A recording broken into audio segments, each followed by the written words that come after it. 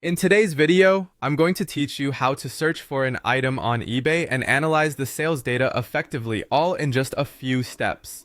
To start, let's talk about searching for items on eBay. Say you have something specific in mind, whether it's a collectible, a vintage gadget, or even a modern piece of tech. The first thing you'll want to do is navigate to eBay's search bar on their homepage.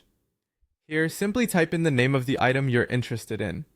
Hit enter, and you'll be greeted with a broad list of listings from all across the site. Now, this is where things get interesting. To refine your search and get the most out of this platform, you really want to make use of eBay's powerful filtering options. Look for the advanced link near the search bar. Click on it, and you'll find a host of ways to fine-tune your results. One of the most informative filters available is the completed listings filter. Check this box, and eBay will show you listings that have already ended. This filter is extremely useful because it gives you access to real-world data about what buyers are actually willing to pay for your chosen item. Once your results are filtered, you can start to review auction outcomes. Pay close attention to items that have been marked in green. These are listings that ended with a successful sale. Analyzing these completed listings will provide you with insights into the final prices fetched by items similar to what you're searching for. Notice the variations in prices, which can often be explained by differences in condition, seller ratings, and included accessories.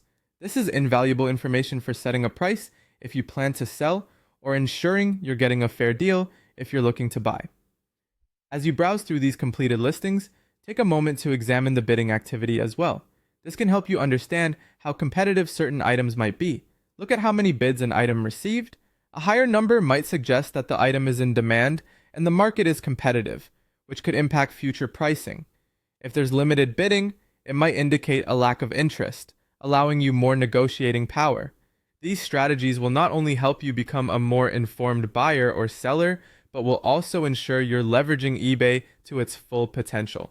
So whether you're searching for that rare collector's item or just trying to gauge the market, using these tips to filter, review, and analyze listings will enhance your eBay experience. Remember, knowledge is power, and a well-researched approach can make all the difference in your online transactions on eBay. That's all for today.